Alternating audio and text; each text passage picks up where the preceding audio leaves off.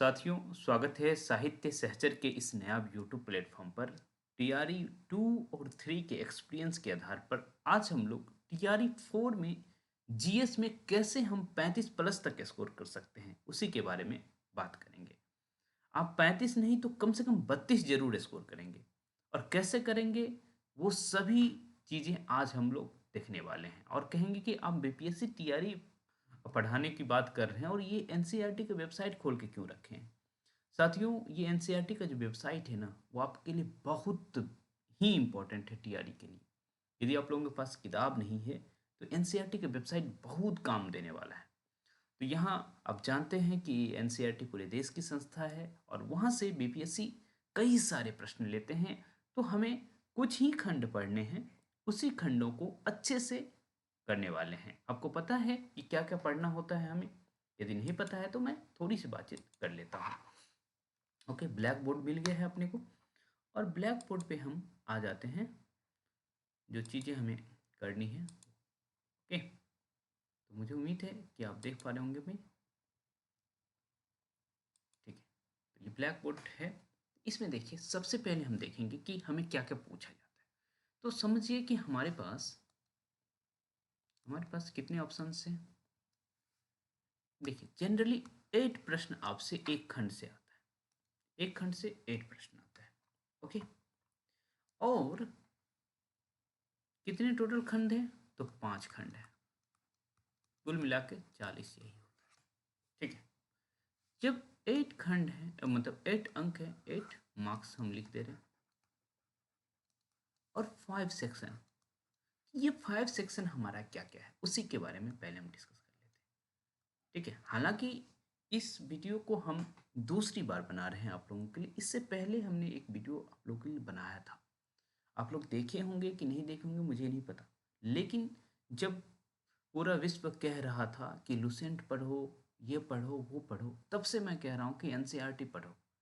तब से ही मैं कह रहा हूँ हमारे टीआरई 2.0 में हाँ, इतने सारे बच्चे सेलेक्ट हुए एनसीईआरटी के बदौलत। 3 में इतने सारे बच्चे, एक वीडियो देखे होंगे हमारा, उसमें कई सारे बच्चे एक्सेप्ट कर रहे हैं कि भाई आप जो मार्गदर्शन देते हैं उसके आधार पर हम लोग पढ़ते हैं। और हम टीआरई 4 में भी अच्छे मार्गदर्शन देने वाले हैं। तो थोड़ा सा धैर्य बनाए रखिएगा और हम देखते हैं कि 5 सेक्शन क्या है। तो देखिए, पहला सेक्शन है भारत का भूगोल। क्या है? भारत का भूगोल, इंडियन ज्योग्राफी। ठीक है, ये पहला सेक्शन है, भारत का भूगोल। दूसरा सेक्शन क्या है? दूसरा सेक्शन है आधुनिक भारत का इतिहास। आधुनिक भारत का इतिहास, खास करके आपको राष्ट्रीय आंदोलन। तो मैं मान के चलता हूँ कि ये 1857 से 1947 पूछना चाह रहे हैं। ठीक है, ये बातें आपको क्लियर हो रही है। और अब देखिए तीसरा सेक्शन क्या है। हमारा तीसरा सेक्शन क्या है? वो है आपका साइंस का, CIENC, साइंस का। चौथा सेक्शन है मैथ्स का और पांचवा सेक्शन है करंट अफेयर का। ठीक है, यही पूछा जाता है। इतना ही 5 सेक्शन है और यही आपको पूछा जाता है। उसके 4 सेक्शन में आप कुछ मत पढ़िए, एनसीईआरटी पढ़िए, उसके अलावा कुछ भी पढ़ेंगे तो आप समझ के चलिए कि आप दिग्भ्रमित हो रहे हैं। मैं ये मान के चल रहा हूँ कि हम डंके के चोट पे ये सारी चीज़ें कह पाते हैं, क्योंकि हम एक एक करके जितना एग्जाम लिया जा रहा है बीपीएससी द्वारा, खास करके बीपीएससी टीआरई, उसको माइन्यूट लेवल पे ऑब्जर्व करते हैं, बिल्कुल माइन्यूट लेवल पे। इसलिए मैं कहूँगा कि ऊपर के 4 सेक्शन, भूगोल, इतिहास, विज्ञान और गणित के लिए एनसीईआरटी फॉलो करिएगा। ओके, गणित के लिए एनसीईआरटी फॉलो करना हर किसी के लिए ज़रूरी नहीं है, मैं ये मान के चलता हूँ। लेकिन ऊपर के 3 सेक्शन के लिए आपको एनसीईआरटी ही फॉलो करना है। ओके, बाकी मैथ्स अलग अलग मसला है और करंट अफेयर हम लोग कैसे करेंगे इसके बारे में ही देखने जा रहे हैं। तो सबसे पहले हम लोग भारत का भूगोल देखते हैं। ओके, कि भारत के भूगोल में हमें क्या क्या चीज़ें याद रखने की जरूरत है। ओके, तो हम चलते हैं एनसीईआरटी की वेबसाइट पर। हालांकि मैंने एक एक करके पीडीएफ आपके लिए डाउनलोड करके रखा है, लेकिन मुझे लगता है कि एनसीईआरटी की वेबसाइट पर जाना मेरे लिए बहुत ज़रूरी है। तो सबसे पहले आपको क्या पढ़ना है वो मैं बता रहा हूँ। ज्योग्राफी की बातचीत हो रही है, तो ज्योग्राफी में आप जाएँगे और एनसीईआरटी क्लास 9th उठाएँगे और यहाँ से सोशल साइंस सेलेक्ट कर लीजिए और उसके बाद यहाँ से आप आएँगे कंटेम्प्रेरी समकालीन भारत जो है उस पे। ये ज्योग्राफी का पुस्तक है। हालाँकि मैं डाउनलोड करके रख रखा हूँ, पर मैं आपको दिखा देना चाहता हूँ। ये देखिए, आप देख रहे हैं समकालीन भारत लिखा हुआ है, कक्षा 9 के लिए भूगोल की पुस्तक, ठीक है? इसको ज़रूर पढ़ लीजिएगा, ओके? अब या चाहें तो मैं इसको ओपन करके दिखा दूँगा कि क्या-क्या इसके अंदर कंटेंट है, ओके? ये देखिए, इसके अंदर जो कंटेंट है वो बहुत ही महत्वपूर्ण कंटेंट है और यहीं से प्रश्न लिया जाता है, ठीक है? 9th का ज्योग्राफी बहुत ही इंपॉर्टेंट है, ओके? क्लास 9th की ज्योग्राफी। ये देखिए, मैं थोड़ा-सा माउस यूज़ कर लूँ। ओके, 1 मिनट देखिए, वीडियो बड़ा हो जाए उससे आप जो है तकलीफ़ में मत जाइएगा कि इतना बड़ा वीडियो हम क्यों देखेंगे। ओके, ये देखिए, आपको आकार और स्थिति, ये भारत के आकार की बात की जा रही है। भारत का भौतिक स्वरूप, अपवाह तंत्र, जलवायु, प्राकृतिक वनस्पति और वन्य प्राणी, जनसंख्या, ये सारी चीज़ें। और मैं जब आप लोग डॉट में थे टीआरई 3 में, तो यही किताब का रेफ़रेंस मैं दे रहा था, ठीक है? ये पढ़ लीजिएगा। क्लास 9th का ज्योग्राफी बहुत ही इम्पोर्टेंट है। मतलब यदि बीपीएससी को 8 प्रश्न बनाना है तो 4 प्रश्न यहाँ से बनाएगी, ठीक है? 4 या मैं कहूँ कि 5 भी प्रश्न यहाँ से बन सकता है। लेकिन हमें चूँकि 8 का 8 अंक लेना है, इसीलिए हमें दूसरी जगह भी थोड़ा बहुत छान मारना पड़ेगा, ठीक है? इसी के साथ आप 10th का भी ज्योग्राफी पढ़ेंगे। इसी के साथ 10th का भी ज्योग्राफी पढ़ेंगे। उसको क्यों पढ़ेंगे?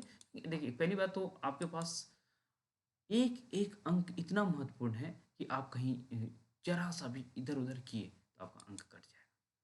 ज़रा-सा भी इधर। तो मैं चाहता हूँ कि आप जितना स्कोर कर सकते हैं, उतना स्कोर करिए। देखिए, ये देख लिए, सामाजिक विज्ञान समकालीन भाग भारत भाग 2, ठीक है? कक्षा 10th का भूगोल है, ओके? इसका प्रीलिम्स हम उल्टा के देखते हैं और मैं कहूँगा कि आप लोग डाउनलोड करके पढ़ना शुरू कर दीजिए चैप्टर वाइज़। ये देखिए, संसाधन विकास, वन्य एवं वन्यजीव, जल संसाधन, कृषि, खनिज ऊर्जा संसाधन, विनिर्माण, राष्ट्रीय अर्थव्यवस्था और जीवन रेखा, ये सारी चीज़ें आपको देखने को मिल रही होगी, ओके? इसके साथ हम एक और क्लास पढ़ेंगे जो कि थोड़ा-सा सीनियर है लेकिन ज़रूरी है, क्लास 11th। और 11th और 9th में कितना रिपीटेशन है वो आपको देखना है। तो बहुत अच्छे से पढ़ने की बात नहीं है, जैसे 9th मैंने सेलेक्ट कर ली, लेकिन इसमें पहले 11th मैं ले लेता हूँ। 11th ज्योग्राफी लेना है मुझे और पूरा ज्योग्राफी नहीं पढ़ना है। आपको 11th में ज्योग्राफी का अलग-अलग खंड है। आपको क्या पढ़ना है? भारत का भौतिक पर्यावरण, ठीक है? इसको आप पढ़ेंगे, तो इसको मैं करता हूँ गो, ओके? ये इधर आ गया। भारत का भौतिक पर्यावरण। ये जो किताब आप देख रहे हैं, ये भी आपके पास होना चाहिए, ठीक है? मैं चाहता हूँ कि फुल प्रूफ आपके पास जो है 8-8 सेक्शन, जो 8-8 मार्क्स है ना, आपके लिए काफ़ी इम्पोर्टेंट है। तो आपके पास जो समय है उसका इस तरह से यूज़ करिए कि एक-एक खंड आप आराम से कर पाएँ और ऐसा नहीं है कि इसमें हमेशा टीचर की ज़रूरत पड़ेगी, आप खुद से भी कर सकते हैं। हाँ, हालाँकि जिन बच्चों का नहीं हो रहा है, वो हमारे से प्रीमियम के फॉर्म में जुड़ते हैं। हाँ, इस बार मैं कोशिश कर रहा हूँ कि जीएस का अलग और जो हमारा सब्जेक्ट है उसका अलग निकाल दूँ, ठीक है? तो आप जीएस से जॉइन करना चाहें तो जॉइन कर सकते हैं। तो देखिए, ये 9th क्लास किस तरह से रिपीट कर रहे हैं। भारत की स्थिति आप देखे थे, आकार और आकृति, संरचना और भू आकृति, अववाह तंत्र, ये 9th से रिपीट ही कर रहा है, जलवायु, प्राकृतिक वनस्पति, ये सारा चीज़ एक तरह से 9th से रिपीट कर रहा है। तो एक तरह से 11th में आप रिपीट ही चीज़ कर रहे होंगे, ओके? तो आपको ज्योग्राफी में क्या पढ़ना है? समकालीन भारत जो 9th वाला है, भाग 2 10th वाला है और उसके बाद भारत का भौतिक पर्यावरण। ये 3 कर लेंगे तो आपका काम हो जाएगा।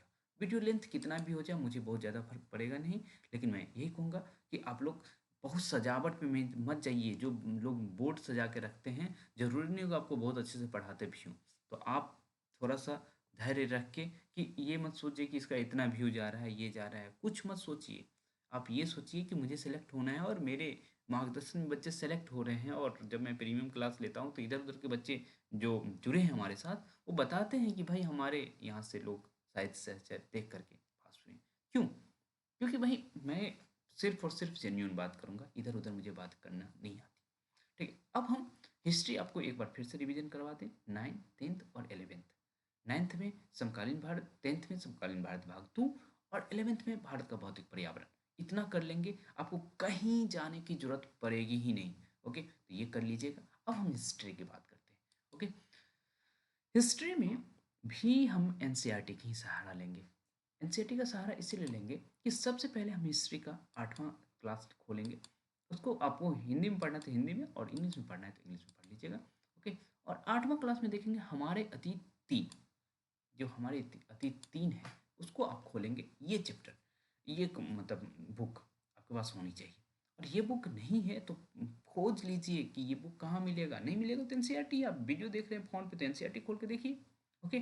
इसका प्रीलिम्स देखिए और क्यों इंपॉर्टेंट है ये चैप्टर आप देखेंगे। ओके, मतलब ये बुक, ये देखिए इसमें क्या क्या है। प्रारंभिक कथन, कैसे कब कहाँ, व्यापार से साम्राज्य तक, ग्रामीण क्षेत्र में शासन, आदिवासी दीकू और स्वर्णिम। और यहाँ से 1857 की क्रांति शुरू हो जाती है। तो मुझे लगता है कि आपको ना 8वां चैप्टर तो 100% इसको 10 बार पढ़ जाइए। 8वां चैप्टर सबसे इंपॉर्टेंट यही है। लेकिन उसके पीछे जैसे 1857 की क्रांति दिख रही है, उसको एक आध रीडिंग कर लीजिए। आदिवासी को एक आध रीडिंग होना चाहिए आपके पास। ठीक है। और जैसे समाज सुधार से संबंधित चैप्टर है उसको एक आध रीडिंग करिए। लेकिन 8वां चैप्टर का कम से कम 10 बार रीडिंग करिए। आपको आपके माइंड में हर एक फैक्ट होना चाहिए। 8वां चैप्टर जो राष्ट्रीय आंदोलन का संगठन है 1870 से 1947, इसको 100% आप अपने माइंड में रखिएगा। ओके। इससे काम चलने वाला नहीं है कि हम 100% कर लेंगे तो हो जाएगा। हमें 8 का 8 से ही करना है, तो हम उसके लिए जितना कुछ करना पड़ेगा हम सब कुछ करेंगे। ओके। और बहुत ज़्यादा करना नहीं है आपको, तो ये चीज़ समझ आ गई। उसके बाद थोड़ा सा हम आगे बढ़ते हैं, थोड़ा सा आगे। और क्लास हम देखिए, और बिना बेस की बातें नहीं करते हैं हम। आपके लिए क्वेश्चंस देख रखे हैं, एक एक प्रश्न। मैं एलिजिबल नहीं हूँ एग्जाम के लिए, लेकिन मेरे बच्चे एलिजिबल हैं। वो चाह रहे हैं कि भाई अच्छे से सजेशन दिया जाए। तो बिल्कुल आप अच्छे से प्यार से सजेशन लीजिए। ऐसा नहीं कि मुझे बहुत जल्दी है, आपको बहुत जल्दी है। आप चाहते हैं सेलेक्ट होना तो प्रेम से देख लीजिए वीडियो। आप उसके बाद जब आप पूरा चैप्टर पढ़ लेंगे जितना मैं कह रहा हूँ, जाइए खोल के क्वेश्चन करना शुरू करिए और कहिए कि मतलब हम सही नहीं है। ठीक है। और बहुत सारे छात्र ऐसे हैं जो टीआरई 3 दिए होंगे, तो वो अपने अनुभव से भी इस वीडियो को देख सकते हैं। ओके। तो 8 का एनसीईआरटी हो गया। उसके बाद आपको 10th का एनसीईआरटी। 10th ये रहा। एनसीईआरटी में सोशल साइंस हम देखेंगे। ओके। और सोशल साइंस में हम यहाँ से देखेंगे कौन सा, समकालीन विश्व, समकालीन भारत और समकालीन विश्व 2। ठीक है। 1 जो 9th का है, जो कि इम्पोर्टेंट नहीं है। वो इसलिए इम्पोर्टेंट नहीं है कि उसमें विश्व के युद्धों के बारे में वर्णन है और तमाम चीज़ें हैं ना। वो विश्व में जितनी क्रांति हो रही थी, रूसी क्रांति और तमाम चीज़ें, इसमें भी सारा चैप्टर इंपॉर्टेंट नहीं है। पहले तो किताब देख लीजिए, आपको दिख रहा होगा। मैं मानता हूँ कि किताब अच्छे से दिख रहा होगा आपको। ओके। उसके बाद आप क्या करेंगे, इसमें प्रीलिम्स में जाइए। ठीक। इसमें आपको चैप्टर्स दिखाते हैं। आप किताब देख लिए, सूरत देख लिए, आप अपना चाहिए तो मैं मार्केट से खरीद सकते हैं, नहीं तो यहाँ से पढ़ लीजिए। कितना अच्छा तो व्यवस्था है। ओके। चैप्टर वाइज डाउनलोड कर सकते हैं। हमारे साहित्य सैसर का ग्रुप है, उसमें भी मैं यहाँ से डाउनलोड करके भेज देता हूँ। देखिए, घटनाएं और प्रक्रियाएं यूरोप में राष्ट्रवाद का होता है, हमारे लिए इंपॉर्टेंट बिल्कुल नहीं है। लेकिन दूसरा चैप्टर आप देख पा रहे होंगे, भारत में राष्ट्रवाद, ये बहुत ही चैप्टर इंपॉर्टेंट है। तो इस चैप्टर को आप कंठस्थ कर लीजिएगा यहाँ, कि हम कुछ भी बीपीएससी वाले पूछे आपके माइंड में होना चाहिए।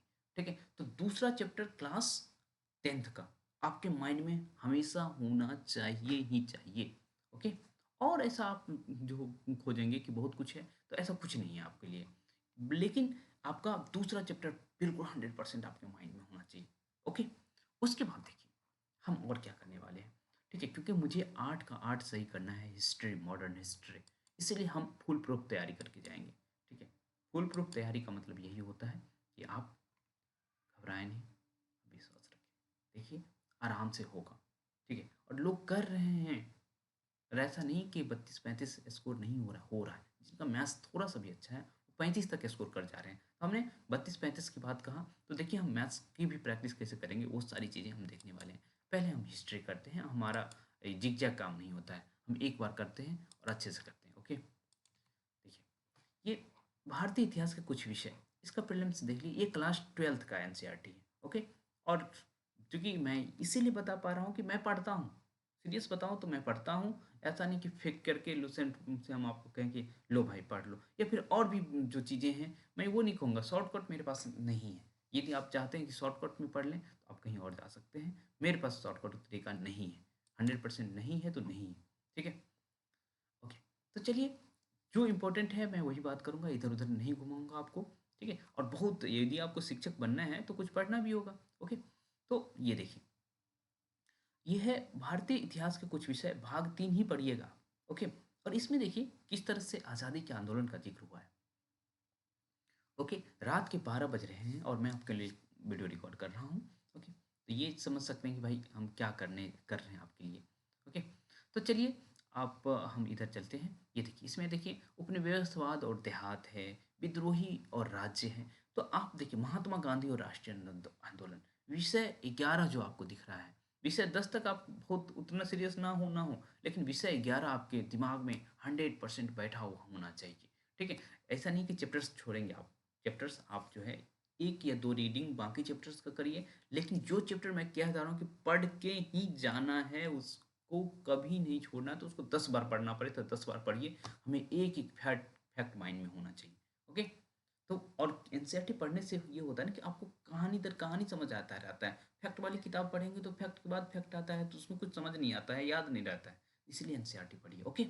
तो हिस्ट्री का पार्ट खत्म हो गया। अब देखिए हम साइंस की बात करेंगे, ठीक है? हिस्ट्री के एक बार मैं फिर से रिवीजन करा दे रहा हूँ। 8 का कुछ अंश, 9th का कुछ अंश और सॉरी 9th नहीं 10th का कुछ अंश, उसके बाद 12th का कुछ अंश पढ़ना है। पूरा नहीं पढ़ना है, ठीक है? पूरा पढ़ने का समय आपके पास हो तो पूरा पढ़ सकते हैं। चैप्टर्स एक-एक रीडिंग, 2-2 रीडिंग कर सकते हैं। लेकिन जो 3-4 चैप्टर मैंने बता रखा है, उस सारे चैप्टर्स को अच्छे से कर जाइए, ओके? तो चलिए हम आगे थोड़ा-सा बढ़ते हैं। एनसीईआरटी की ही वेबसाइट पे हम हैं, ओके? अब हम साइंस देखने वाले हैं। साइंस जो हमारे प्रीमियम बच्चे हैं, उनको मैं दूसरे तरीके से पढ़ाने वाला हूँ। क्योंकि हमको पता है कि हमारे बच्चे किस तरह से हैं, उनको बेस देना भी ज़रूरी है। लेकिन जो इम्पोर्टेंट सेक्शन है, मैं वो पहले बता दे रहा हूँ। उसके बाद मैं अपने बच्चों को जो पढ़ाऊँगा, तो वो तो मसला अलग ही है, ओके? क्योंकि मैं चाहता हूँ कि हर एक बच्चा जो हमसे जुड़ रहे हैं, वो सक्सेस हो, ओके? 9th क्लास का साइंस आप देखेंगे, इसमें इसका नाम विज्ञान नाम से है हिंदी में, ठीक है? क्योंकि मेरी पढ़ाई इंग्लिश में हुई है, ये बात तो मुझे पता है। लेकिन मुझे ऐसा नहीं है कि हिंदी नहीं आती है। मुझे अच्छे से एक वर्ड जो इंग्लिश में है, वो भी मुझे पता है कि हिंदी इसका क्या होता है, ओके? तो विज्ञान ये है क्लास 9th की। और मैं क्वेश्चंस जब देख रहा था ना, हमको ऐसा फील होता है कि ये तो 9th 10th का रिवीजन हो रहा है हमारा, ओके? तो आप देखिए ये क्या क्या है, कौन चैप्टर इंपॉर्टेंट मैं वो भी कह दूंगा, ठीक है? इसमें भी आप ऐसा नहीं कि पूरा नहीं पढ़ेंगे, लेकिन जो चैप्टर इंपॉर्टेंट है उसको आप फोकस करेंगे, ओके? जैसे इनका फोकस परमाणु संरचना, परमाणु एवं अणु के आसपास काफ़ी रहता है। तो इसमें से पढ़ेंगे आप। जीवन की मौलिक इकाई ऊतक थोड़ा बहुत कम रहता है, लेकिन गति, बल ये सब जो है गुरुत्वाकर्षण, कार्य ऊर्जा, इस सब में काफ़ी इंटरेस्ट है बीपीएससी का। तो आप कोशिश करिए कि ये पूरा 9th क्लास पढ़ जाइए, ओके? ऐसे ही क्लास 10th भी पढ़ना है आपको। क्लास 10th, ठीक है? क्योंकि हमारे जो प्रीमियम छात्र में अभी 75 जुड़े हैं, बाकी आगे जुड़ ही रहे हैं, टेस्टर बैच में भी लोग जुड़े हुए हैं, तो वो मसला अलग है। तो मैं अलग-अलग तरीके से डील करता हूँ अपने बच्चे को, क्योंकि मैं अपने बच्चों को जानता हूँ कि उनका बेस कैसा है। इस वजह से थोड़ी बहुत हम पीछे की चीज़ें भी देखते हैं। लेकिन आप लोग, मैं मान के चल रहा हूँ कि खुद से पढ़ रहे हैं, जिसका मतलब आपका सारी चीज़ क्लियर है। तो क्लास 10th का ये साइंस है, ओके? मेरे पास पढ़ा हुआ है। और पढ़ा हुआ है इसका मतलब पढ़ रहा हूँ, और हमारी स्कूलिंग बहुत अच्छे से हुई है, नवोदय से हुई है, तो आप समझ सकते हैं कि भाई कितनी अच्छी स्कूलिंग हुई होगी हमारी, ओके? और और चूँकि मैं मैथ्स पढ़ाते रहा हूँ अमेरिकन स्टूडेंट्स को, ठीक है? और ख़ास करके जो रेलवे के बच्चे हैं उनको नवोदय की तैयारी करवाया हूँ, सीएचएस की तैयारी करवाया हूँ, तो मुझे सारी चीज़ें पता है कि किस तरह से क्या होता है, ठीक? रासायनिक अभिक्रियाएँ, अम्ल, क्षारक, लवण, धातु, ये सारी चीज़ें आपको पढ़ जाना है। 9th 10th का एनसीईआरटी आप मैथ साइंस में पढ़ के चले जाइए, तो आप ये बिल्कुल 100% गारंटी के साथ समझिए कि आपका एक भी क्वेश्चन नहीं छूटेगा। लेकिन अपने बच्चों को थोड़ा-सा मैं बैक में इसीलिए जाऊँगा कि वो 9th 10th समझ पाएँ। प्रीमियम के जो भी छात्र हैं, वो 9th 10th समझाने के लिए थोड़ा-सा बैक में जाएँगे, ओके? तो ये हो गई बातचीत साइंस की, ओके? साइंस से 11th-12th नहीं करना है। अब मैथ्स और करंट अफेयर को किस तरह से डील करेंगे, वो एक मसला है। आप देखिए, अब थोड़ी-सी हम ब्लैक बोर्ड पे आते हैं, मैथ्स और इसको करने के लिए।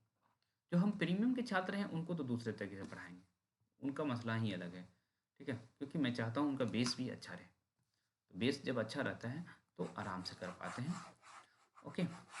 और भी प्रीमियम का जो फ़ी है हमने मात्र 1100 रखा है, जिसमें आप जीएस भी पढ़ रहे होंगे और यदि आपका सब्जेक्ट हिंदी है तो उससे जुड़ जाएँगे या सिर्फ़ और सिर्फ़ जीएस आप पढ़ना चाहते हैं, उसके लिए मैंने 31 जनवरी तक फ़ी जो है बहुत कम कर दिया है, 599 कर दिया है। पूरा का पूरा जीएस आप हमसे पढ़ सकते हैं और मेरे एक्सपीरियंस का फ़ायदा उठा सकते हैं क्योंकि मेरे पास एक्सपीरियंस है, हाँ, अमेरिकन स्टूडेंट्स को मैथ्स पढ़ाने का, ठीक है? तो ये एक्सपीरियंस जो है आपको शायद ही कहीं मिले, ओके?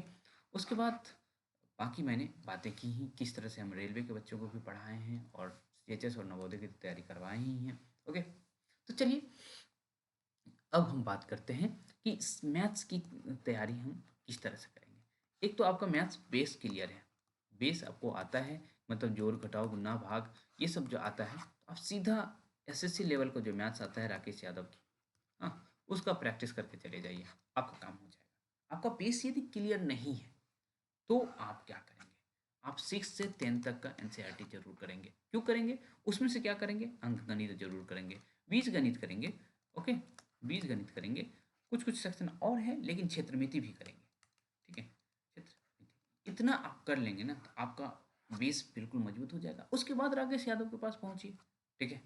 तो ये एक मैथ्स करने का तरीका है और मैथ्स मैं बहुत डिटेल से और अच्छे से करा सकता हूँ क्योंकि मैं जिस प्लेटफ़ॉर्म पे पढ़ाता था, उसमें हमें समझिए कि टाइप करके देना पड़ता था बच्चों को और हमारे बच्चे इतने अच्छे से समझते थे उन टाइप की हुई चीज़ों को भी, ठीक है? तो हम आपको जब टाइप करके लोगों को समझा सकते हैं, तो फिर आप तो हमारे साथ यदि प्रीमियम जॉइन करते हैं या फिर सिर्फ़ और सिर्फ़ जीएस के लिए भी जॉइन करते हैं, तो हम बहुत डिटेल में आपको पढ़ाने वाले हैं, ओके? तो ये रही जो है हमारी बातचीत मैथ्स को लेके। अब करंट अफेयर कैसे करेंगे?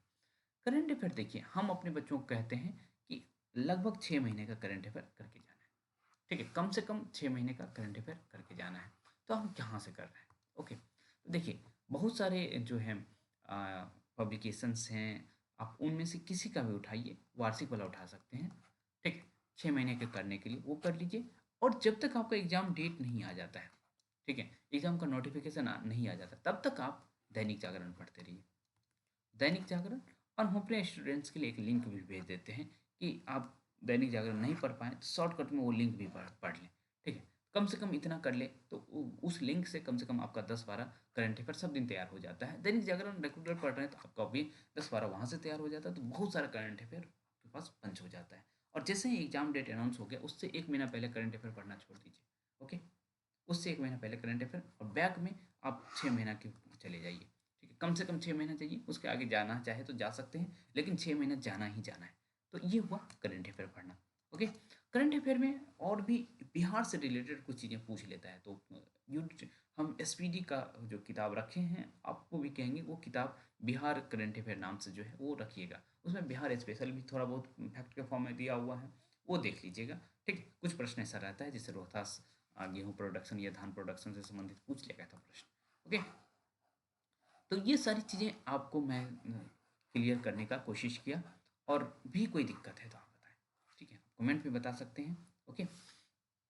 जहाँ भी बताना हो वहाँ बता सकते हैं या फिर सीधा-सीधा हमारे ऐप को भी डाउनलोड कर सकते हैं। वहाँ तो वहाँ हमने इस कोर्स को लिस्ट कर रखा है और यदि सिर्फ़ और सिर्फ़ जीएस पढ़ना चाहते हैं, सिर्फ़ और सिर्फ़ जीएस पढ़ना चाहते हैं तो मैंने 599 का कोर्स रख रखा है 31 जनवरी तक। उसके आगे जाएँगे तो फिर यही कोर्स हमने 1-1 हज़ार में हम अपने पुराने छात्रों को दिए हैं। उन पुराने छात्रों से थोड़ी बहुत हमारी बहुत हमारा बहुत प्यार है। इस वजह से वो लोग इतना देने में भी नहीं कतराए थे। लेकिन जो छात्र सिर्फ़ जुड़ना चाहते हैं हमसे और पढ़ना चाहते हैं अभी, तो वो 599 में जुड़ सकते हैं, ठीक है? कोशिश करूँगा कि लाइव क्लास भी दें, लेकिन 599 में आप जुड़ेंगे तो रिकॉर्डेड क्लास तो हमेशा मिलेगा, ठीक है?